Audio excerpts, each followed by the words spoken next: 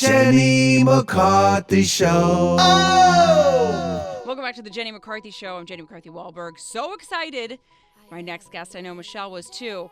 Sean Spicer, welcome to the Jenny McCarthy Show. It's great to be here. Thank you. So, I can't believe I'm sitting this close to you. Well, I could say the same. New book, The Briefing, Politics, the Press, and the President. The book is out now. Congratulations on it. I read it. And it was really fascinating to see the behind the scenes of it all. Well, thank you. That's what we're going for. I was interested because I've written so many books, but your publisher, editor has a tendency to want to get the salacious, beats and notes and stories. How difficult was it to walk that line, but giving your publisher what they wanted, but also keeping it authentic? It's fascinating that you say that as someone who's done as much as you have in this realm. But when I met with the different publishers, you're right. They were all like, well, if you say this, if you say that. I actually went with the publisher I did because we sat down. I said, this is what I want to say. This is how I want to say it. This is what I will say. This is what I want. And they said, we like it. And I can honestly say that not once during the entire process did they ever ask me to say or do anything that I felt uncomfortable with. And that's I'm glad I chose them for that exact reason. Good for you. And when did the book come out? Today, I'm trying to mention. I know you don't know where you are. Because we had the pre-promotion. It literally went on sale yesterday. Holy shit! Yeah. And do you have any book signings coming up that you want to plug? We have one tonight here in New York. If you go to SeanSpicer.com, I think we've got somewhere around 50 events so far. We have an event. We were in D.C. last night. Took the 10 o'clock, landed, got here. We've got a signing at Barnes & Noble here in Union Square at 7 o'clock tonight. And then we're back in D.C. tomorrow for another D.C. event. Then 3 days in Rhode Island, then L.A., and then I lose track. Wow. I mean, you must be exhausted. I mean, just reading your book, how the journey that you've been on, I mean, back to back, from one campaign to the next, really like on the road. And I mean, talk about someone that paid their dues. You absolutely did. Well, that's, I didn't grow up in a political family. I grew up in Rhode Island, which isn't exactly the hotbed of Republican politics. But I went to D.C. and literally my dream was I just want to get a job on Capitol Hill. And then I was going to move home to Rhode Island. And I caught the bug. And as you point out, I moved everywhere I could to move up the ladder in campaigns in politics. And then spent 6 years at the RNC, and I, honest to God, never thought that this was in the cards. So it was it really was my American dream in a political sense, Right. I know you're familiar with that in terms of the sort of the celebrity Hollywood. I mean, but I never thought that I would get there. That's not what I sought out to do, because I just didn't think that was part of my career arc. And what were you wanting to do? I enjoyed crafting and creating strategies. So part of the thing that I loved at the RNC was we'd sit down and how do you win a campaign? And I was, as much as I was a spokesman, it was all of the work was behind the scenes. I was promoting somebody else, whether it was an institution or whether it was a candidate. So the press secretary wasn't necessarily your dream job? No, it wasn't. It's not that it wasn't my dream job. It's just that I didn't think it was attainable. Got it. Because no one at the RNC generally goes on to become White House press secretary. You go on and you help out and you're part of the team, but you're never sort of playing that out front role. I totally get that. I mean, and the crazy thing is I don't know how anyone would get into this business, because it reminds me a little bit of show business where you're constantly unemployed. You are. You go from one job to the next. If you're in the campaign business, and I talk about this at one of the lessons, I won my first election in 1996, and suddenly there you are the day after the election, and you're unemployed. You won, and you're unemployed, and that's the nature of the business. And it's funny, as I've talked through a lot of people in the entertainment world, it's interesting how you'll talk to someone on a show and they'll say, oh yeah, we're going on a hiatus, and I'm like, oh, that must be so great, and they're like, yeah, it means I'm unemployed. Yeah, exactly. And you realize that there are a lot of similarities in the two fields. There really is, but you've always had opportunities pop up. It's almost like you were guided. I hope so. I mean, do you feel that way? I do. I mean, when I wrote the book, and even when I did the audiobook, and you're reading your own words, you constantly reminded how blessed I've been, how privileged I've been to get these opportunities, and frankly, how many people along the way took the time to help me, to mentor me, to care for and share their guidance and counsel. You did. You had a lot of those guardian angels, yes. I call them. The book, again, I'm going to keep plugging it, called The Briefing. Like I said, reading the book, you really worked your balls off, and you get this dream job, and then to me, it's the top of the right. Then you don't have it. Yeah. I mean, I looked at your whole journey. You worked so hard. You get there, and then poof, it's gone. Probably way faster than you ever thought it could. Yes, unequivocally. And I try to communicate this in the book, but walking in the Oval Office and handing the President of the United States your resignation letter and saying, Mr. President, I think it's best for you and for me was one of the heaviest moments and decisions that I've ever made, because you're right. You are, and for so many people, whether that's, being in Hollywood or being in sports or business or whatever, attaining that goal that, and as I said, that I never even knew was attainable, and to get there and then to realize, like, okay, I've got to end this, and that there's no going back. No. There's no, okay, I'll wait a year. It's over, and it's over, and it was a very, very tough and heavy decision for me. And was it really all on Mooch, or was he just another, ingredient in the pot of? It was. I think it was an ingredient, but more importantly, it was one of those pauses where you say, this is the right time to go. Okay, so in politics, a lot of times it's after an election, or there's some natural pauses that exist in cycles. This, to me, was the right time. There was an opportunity to say, if you want a clean slate, I respect that, and that I knew enough about myself, and I knew what the president wanted, that if I kept sticking around, it wasn't going to get better. Too often, I had become the story. And it's not. That made sense. I think like you said, it made sense to the president. Yeah. And it's just not. My job was to speak for somebody else, and too often I was having to speak about myself, and that's just not. It's not a good place to be. And you walked away, and you referred to it as like when you leave a relationship, and we all can connect to that. I mean, when you break up with someone, as much as you, and that despite saying like let's just be friends, you're not gonna. It's never gonna be the same. Mm-mm. And I say that. And I know everyone will interpret that in random ways, but it's not. I still talk to the president. I have great friends that I stay in touch with, but you can't just walk back into the White House. You don't just get to go, hey, I'll come over today. No. I mean, you can set it up, and et cetera, et cetera. And I think that it's the same way when you end a relationship with somebody, where you know that, yes, you'll still stay in touch. Well, you took it better than Omarosa did, I'll tell you that. Well, I think that's a compliment. I mean, tell me when you did walk away, and I would imagine, but did you cry? Did you have a tearful It was a mixed moment? emotion, Jenny. I mean, the president looked at me a couple days later. He goes, God, you look 10 years younger. and it was mixed. It was tough walking away from this unbelievable, humbling experience that I've been given the privilege to do. But at the same time, I knew, A, it was the right thing to do, and B, it was having a strain on me and people that I cared about tremendously. I mean, I think you may recall in the book I tell a story where one day my wife calls me and says, hey, someone put our house up for sale. And it wasn't in the kindest terms either. And like, that's just not, it's intense. And you see it now more and more, but it was not what I wanted the president to have a clean slate, and I think it was best for me and for my family. I think it was really smart. I mean, you're very honest about, some things that you wish you could have done better, and I think that's great that you're honest about that. You mentioned and I know people have got on you about the crowd numbers, yes, and like times. that. I saw one interview and some woman in London saying like that was the cause. Like, yes, blaming that particular thing. Yes, everything that is wrong in the world because of that, which may be a bit overblown.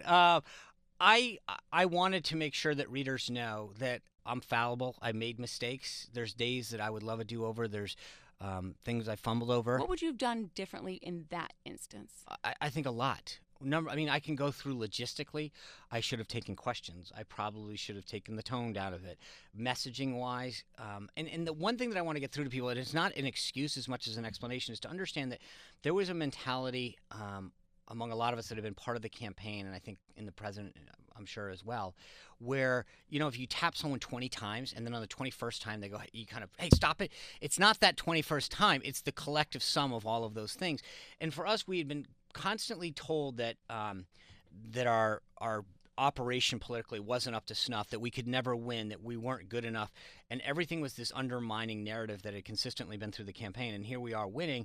The first day, as many people recall, the president gets inaugurated. We get down to the Oval Office. He starts signing executive orders, and the report comes out that he has hidden and taken away the bust of Martin Luther King, right? And it was unbelievably racially insensitive. And it was only because, quote, somebody was blocking it, as if that's what the press's focus was on. Not what he was doing, not what the environment that was in the office or the interactions that were happening, but it was trying to figure out where that gotcha was, because that's what they had to get. And then they kind of do let's pretend we can unring the bell. That's how we started.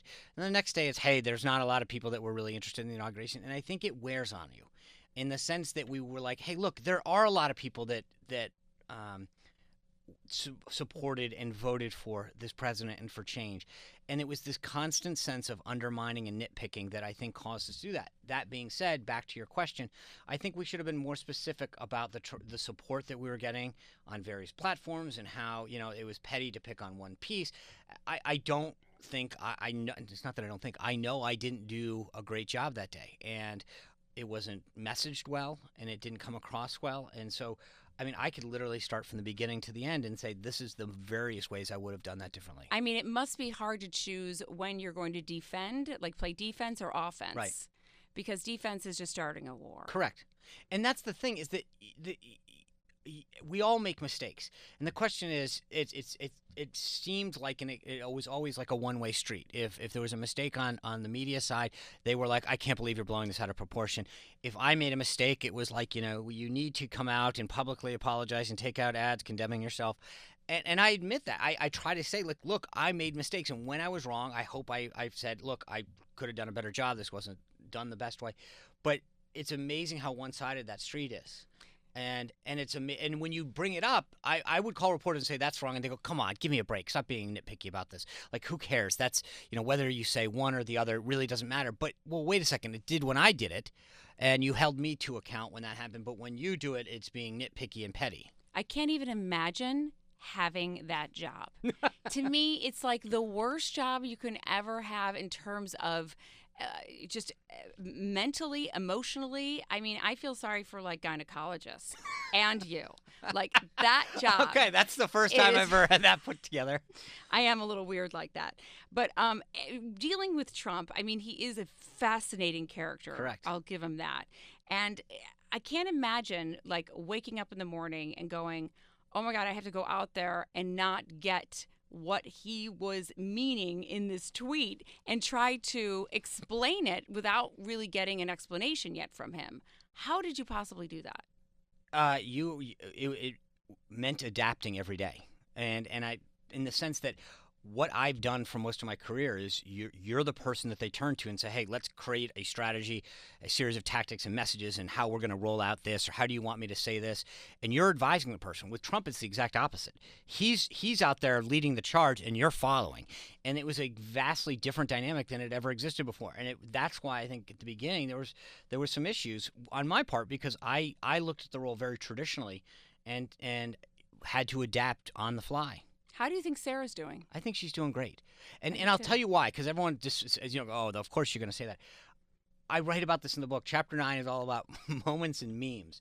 I was the story over and over again. What I was wearing, whether I went right or left, what shoe it was, and Sarah's rarely been that, if any. And that's good, because the president would, look down and be like, hey, there's Sean again on the news for, whatever. Right. And it's like, hey, isn't your job supposed to be to talk about me and my policies and this administration and our country and not you? They still found their way, though, Michelle, I'm forgetting her name, that did that roast about her. Yeah, they did still make fun of her and her makeup, and that's right, and got her. But I guess if you're going to be in this business. Yeah, I will say that I think, unlike a lot of people that have gone before us, I think there is a much more personal and visceral reaction to the people who play this role. I've talked to all my predecessors at one point or another, and no one could have, everyone was talking about how to handle the job. And there is, even the reporters, I write about this in the book, were like, okay, for the first couple of weeks, there'll be a bunch of attention. And I think that was a little off. Right. And again, I had done 500 plus hits as a spokesman for the RNC over 6 years. I think I got recognized once in a Joseph A. Banks near the sweater section. It was like, hey, you're the Republican. It was even by my name. Guy's like, you look familiar. And suddenly to have the trajectory of now suddenly everyone in America not just knowing you, but having a very distinct opinion about whether they like you or don't. Right. And then some people, are getting screamed at and thrown out of restaurants. Have you experienced that yet? No, not yet. I hope that doesn't happen. But I did have my own versions of those. There's a story in the book about, being in an Apple store trying to buy a gift for my wife. And, the kicker, of course, is that I think, okay, I'm on my way to church. I'll stop by, get my wife an Apple Watch. She had wanted one, and she'd sacrificed so much for me to be able to do what I was doing. I thought this will be a nice gesture. And the next thing you know, I'm getting a phone call from her. It's like, what are you doing in the Apple store? I'm like, what? She's like, there's a video online that you're getting attacked in an Apple store. And, so I had my own versions of that. You had your own little moments. Yeah. Let me plug the book again. Sean Spicer, The Briefing, Politics, Press, and the President. Explain this to me as best as you can. I mean, you could tell what kind of show I have, but I got to tell you, during the election, we had callers call in. I said, who are you voting for? I couldn't believe the amount of Trump supporters. Right. I mean, people think sometimes it's, just because I'm a celebrity, I'm in a bubble, but really the Midwest is listening. Right. The whole middle of the country is listening. And there was a lot of Trump supporters. So looking at, they know more about politics than me is what I'm trying to say. But I do want to know this. In terms of the leaks, to me, it's mind-blowing that someone, and you talked about his inner circle. Yeah. Well, I mean, there's two groups of leaks. One are ones that are that have to do with policies and private and classified information that are Correct. just absolutely, they're illegal, they're damaging, and I think, but then there's the personnel ones, the palace intrigue ones, which is internal. It's, this happened in a meeting. And That's some scary. of it is. And I was talking about it with somebody else a while ago, and the thing that I had one of the biggest things that I had trouble with was when I would read stories about how I felt, and I'd read these stories, Spicer feels upset about this. And the reason that it was funny and untrue is that in most cases, within a few weeks, I learned to emotionally shut down, which probably isn't the healthiest thing, but you learn that I can't say anything in front of anyone except for my wife because somehow it's going to get out. And sometimes it wasn't necessarily the person you're telling, but they would say, oh, hey, Jenny, I'm having a tough day. And then you mentioned it to three people, and then they dimed you out.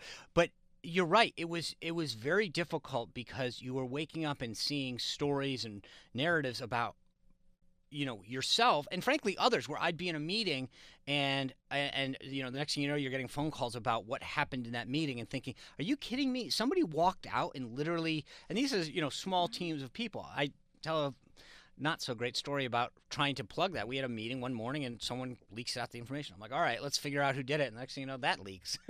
I mean, because I mean, it has to be one of those people, correct? Unless there's I think, like I said, in a lot of cases, I wish I knew the answer, but it's either one of those people. My guess in some cases was that it was one step removed, where somebody in that room walked out and either intentionally or unintentionally shared the contents of what was discussed, and that person did it. And the reason I was more convinced that was the case is that, when the story got written, it was sort of like 8 out of 10 parts were right, and then there were 2, and you could be like, okay, clearly the person in the room. Telephone. Well, yeah, and it was like there was something enough off that anyone in the room would have known the other 2 pieces. But the phone call with the president and the president of Mexico early on, I mean, that's a phone call from the Oval Office. Yeah. And you realize, so there's a note taker that's on to codify what has been discussed and agreed upon. And so somebody with a serious security clearance shared that.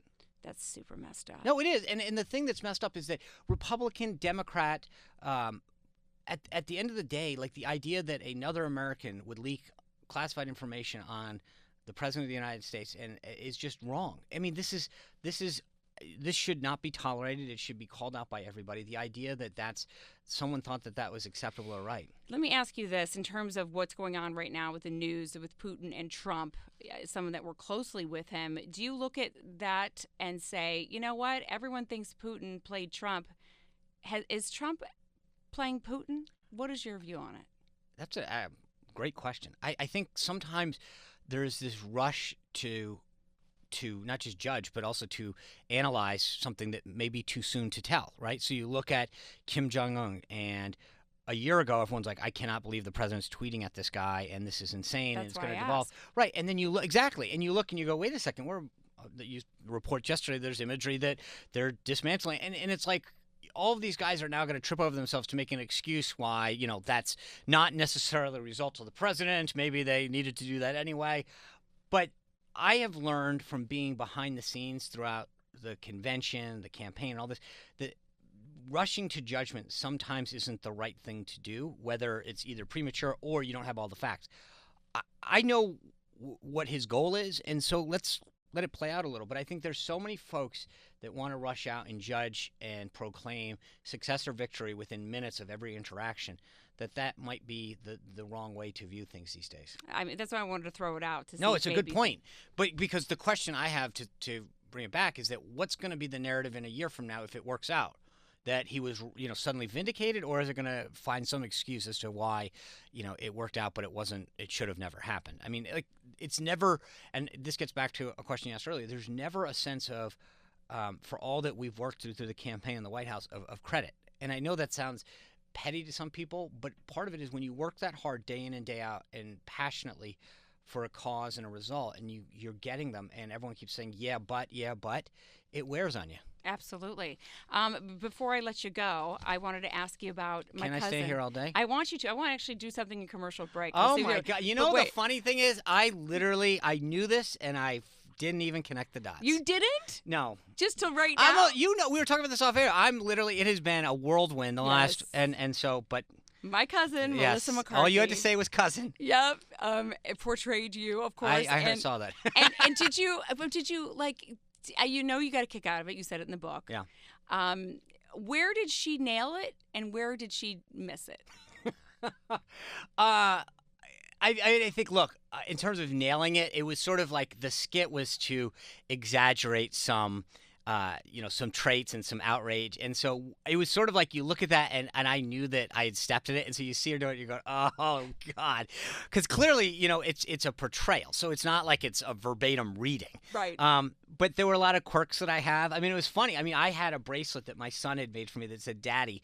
And literally, I'm looking at this thing. And I'm like, holy smokes, she has a beaded bracelet that says Daddy. And I'm going, was it fair? It was fair. I deserved it. I mean, the first one was hysterical. Right. And it was unbelievably, I couldn't help but just sit back and go, holy smokes. And look, I'm not in that business, right? And so Saturday Night Live is iconic for all of us. And we were talking about Eddie Murphy, Tina Fey, Dan Aykroyd, Belushi, Farley.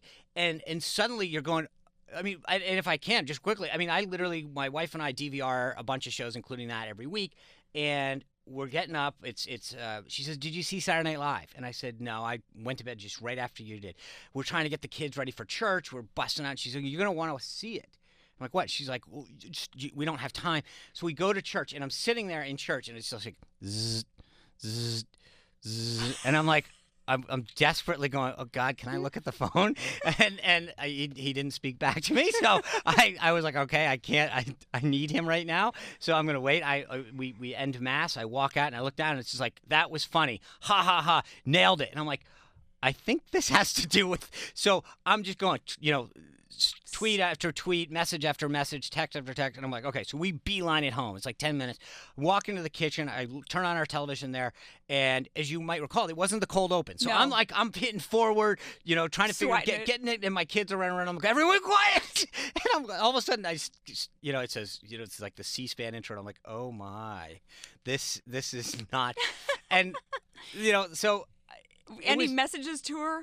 I think she's extremely talented. I'm honored that I was able to help her with an Emmy.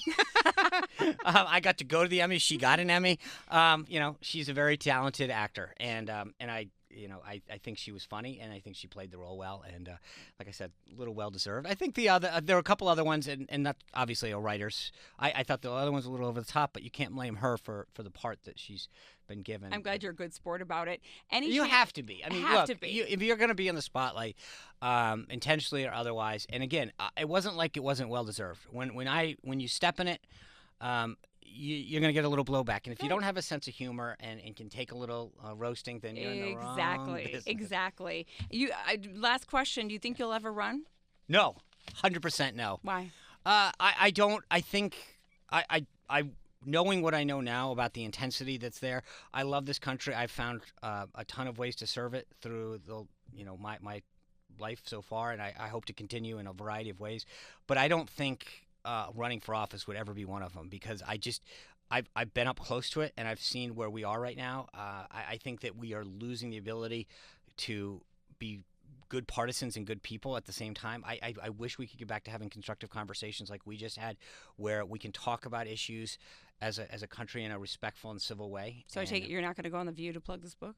Not currently. I don't blame you. All right, Sean Spicer. I'll come back again. How's that?